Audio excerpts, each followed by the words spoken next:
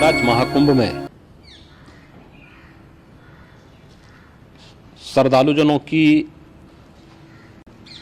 भारी भीड़ है। लगभग 8 से 10 करोड़ श्रद्धालु इस समय प्रयागराज के अंदर मौजूद है। कल भी 5.5 करोड़ श्रद्धालुजनों ने महाकुंभ का स्नान किया था। ये जो भारी दबाव श्रद्धालुजनों के कारण और श्रद्धालुओं के संगम नोच पर जाने के कारण वहाँ पर एक बना हुआ है, लेकिन पूरा प्रशासन मौके पे वहाँ मौजूद है। रात्रि को 1 से 2 बजे के बीच में अखाड़ा मार्ग पर, जहाँ पे अखाड़ों के अमृत स्नान के दृश्य से बैरिकेड्स भी किए गए थे, तो बैरिकेड्स को फांद करके आने में कुछ श्रद्धालु गंभीर रूप से घायल हुए हैं। उन्हें तत्काल हॉस्पिटल में पहुंचा करके उपचार आदि की व्यवस्था उनके लिए की गई है। उनमें से कुछ श्रद्धालु गंभीर रूप से घायल हैं। लगातार प्रशासन स्थानीय स्तर पर श्रद्धालुओं की सकुशल स्नान कराने के दृष्टि से रात्रि को कल सायंकाल 6:30-7 बजे से ही मौनी अमावस्या का मुहूर्त प्रारंभ होने के बाद से ही लगातार लगा हुआ है।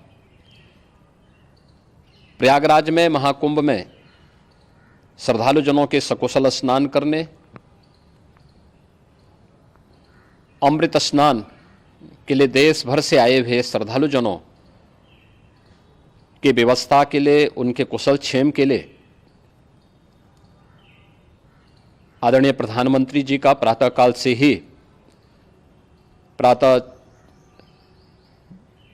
से ही उनके लगभग 4 बार प्रधानमंत्री जी ने हालचाल लिया है। माननीय गृह मंत्री जी ने,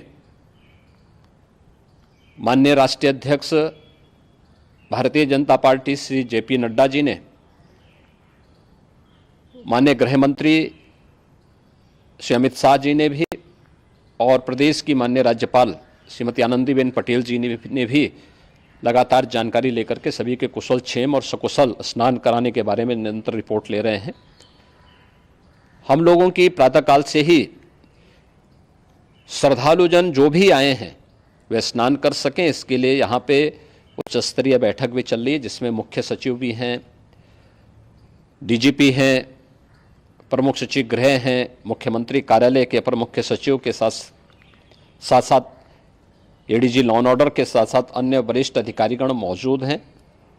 प्रयागराज में हालात वर्तमान में नियंत्रण में हैं, लेकिन भीड़ का दबाव बहुत बना हुआ है। अखाड़ा परिषद से जुड़े हुए पदाधिकारियों के साथ मैंने स्वयं भी बातचीत की है। आचार्य महामंडलेश्वरों से भी, पूज्य संतों के साथ भी मेरी बातचीत हुई है, और पूज्य संतों ने बड़ी ही विनम्रता के साथ इस बात को कहा है कि नहीं, श्रद्धालु जन पहले स्नान करेंगे और फिर जब उनका दबाव कुछ कम होगा और वे सकुशल वहां से निकल जाएंगे, तब हम लोग स्नान करने के लिए संगम की तरफ जाएंगे। अभी पहले श्रद्धालु जनों को, चूंकि देश भर से आए हैं, तो इसके लिए उन्हें सभी अखाड़े इसके लिए सहमत हैं और सभी लोग इस व्यवस्था के साथ जुड़े हुए हैं। लगातार इस दिशा में हम लोगों का प्रयास है कि जो अब तक प्रातः काल से ही आपने देखा होगा, कल मैंने बताया कि कल लगभग 5.5 करोड़ श्रद्धालु कल महाकुंभ का स्नान किए हैं, और आज प्रातः काल तक लगभग 8:30 बजे तक 3 करोड़ से अधिक श्रद्धालु स्नान कर चुके हैं, और ये लगातार जारी है। लेकिन संगम नोच पर, अखाड़ा मार्ग पर, नागवासुकी मार्ग पर लगातार दबाव बना हुआ है, और वहां पर श्रद्धालुजनों की सुविधा के लिए भी हर प्रकार की वहां पर प्रशासन पूरी मुस्तैदी के साथ लगा हुआ है। और इसीलिए मेरी अपील है पूरे प्रदेशवासियों से, पूरे देशवासियों से, और सभी श्रद्धालुओं से भी, सभी पूज्य संतों से भी कि अफवाह पर कोई ध्यान न दें, संयम से काम लें। ये सब आयोजन सभी लोगों का है। प्रशासन उनकी सेवा के लिए पूरी तत्परता के साथ लगा हुआ है। केंद्र और राज्य सरकार पूरी मजबूती के साथ वहां पर हर प्रकार का सहयोग करने के लिए तत्पर है। लेकिन कोई किसी अफवाह पे ध्यान न दे। कोई भी व्यक्ति नकारात्मक अफवाह फैलाने का प्रयास करेगा, उस प्रकार से नुकसान हो सकता है। और जहां पर हैं आप, लगभग 15 से 20 किलोमीटर के दायरे में अस्थायी घाट बनाए गए हैं, उसमें कहीं भी वे स्नान कर सकते हैं।